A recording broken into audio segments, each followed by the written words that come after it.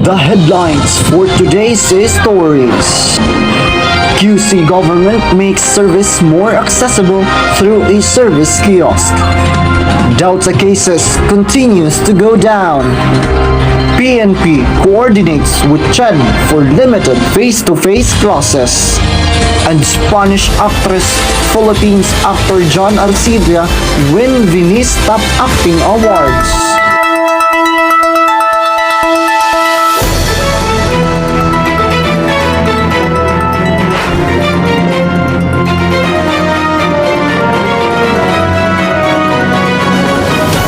Good morning, recipients! Today is 22nd of November, year 2021. I am your news anchor, Diether in Cernal, and this is News on the Go. News with no bias. News with no exemption, including nothing but the truth.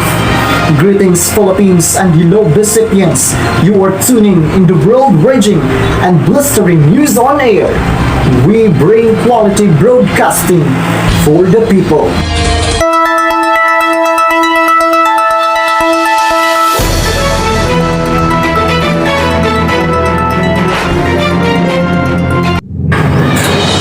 Service from Quezon City government will now be easier to QC citizens since QC government has started rolling out its QCE service kiosk. Earlier, Mayor Joy Belmonte together with ARTA Director General Attorney Jeremiah Beljeca and QC Business Permits and Licensing Department headed by Margarita Santos spearheaded the launch of the QCE service. As one of the initiatives in implementing the Ease of Doing Business and Efficient Government Service Delivery Act of 2018. The e-service kiosks will be placed in the city's district actions offices, business centers, in malls, and in barangays. Through the kiosk, Q citizens can now apply for service under business one-stop shop.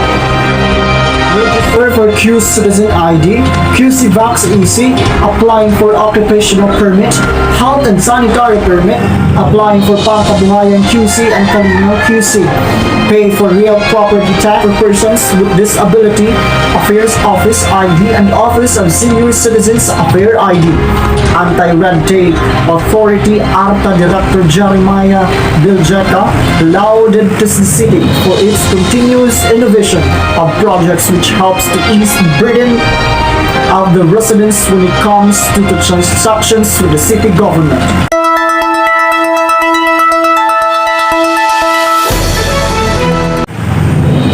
Department of Health bears a good news to everyone as Delta cases downtrend continues. In a virtual media briefing, Department of Health spokesperson Undersecretary Maria Rosario Vergere said the country is at low to minimal risk case classifications as of Wednesday. Although out of 10 cases are attributed to the highly transmissible variant, Vergere said that due to the collective efforts of the said department, Delta cases continues to go down. This include, she said, the intensified applications of the Prevent, Detect, Isolate, Treat, Reintegrate, Vaccinate or the PDITR Plus response and the continued observance of minimum public health standards. She even correlated the vaccination rate to the downtrend of Delta cases in National Capital Region.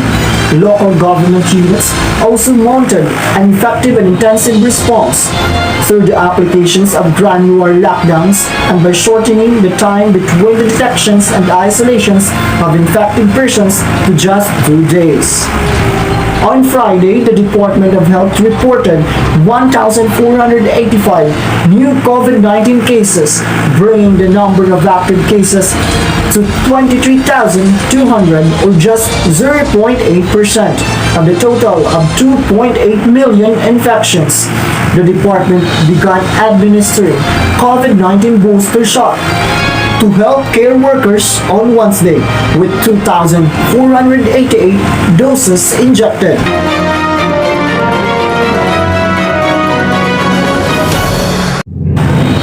For secured and safe limited face-to-face classes, the Philippine National Police on Friday said it will coordinate with the Commission on Higher Education to establish lines of communications with school authorities in preparation for the resumption of face-to-face classes in selected universities and colleges nationwide, as the Commission is expected to make an announcement allowing higher education institutions to conduct limited physical classes in view of the pilot run of limited face-to-face classes in some primary and secondary schools last November 15.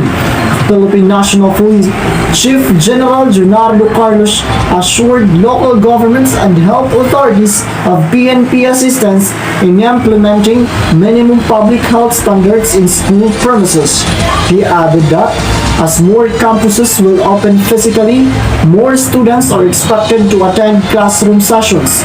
Meanwhile, Carlos reminded the public to continuously follow minimum public health standards despite the recent lifting of requirements on the use of face shield. This came after the mass action staged by individuals including actor Pen Medina questioning the government mask mandate and vaccination efforts in Quezon City. Medina was courteously reprimanded by the police with a reminder that wearing a face mask is still mandated by the Quezon City local government in public places regardless of the quarantine alert level. The Interagency Task Force for Management Emerging Infectious Disease or the IATF-EID allowed LGUs to lift the requirement for face shields in areas under alert levels 1, 2, and 3. The observance of face masks, use of physical distancing remains still in effect.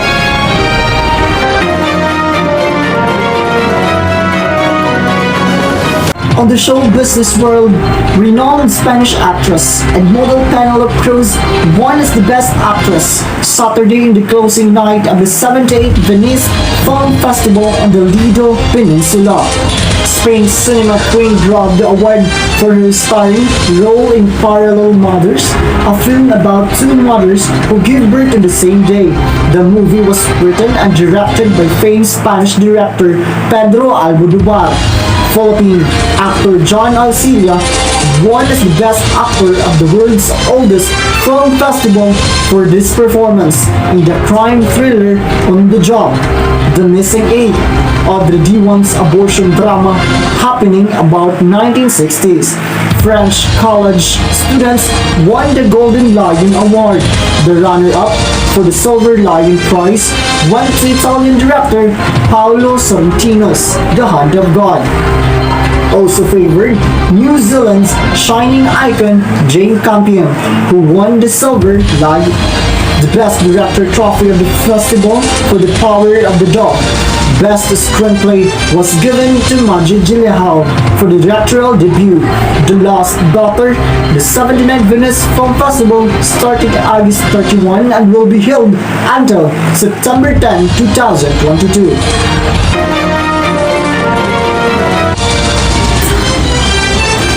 Those are the hottest news for this morning. For more stories, visit us at www.news.clarion.com. I am your news anchor for today, Diether Cernal. I am your fellow in serving the truth. This is News on the Go, the Clarion.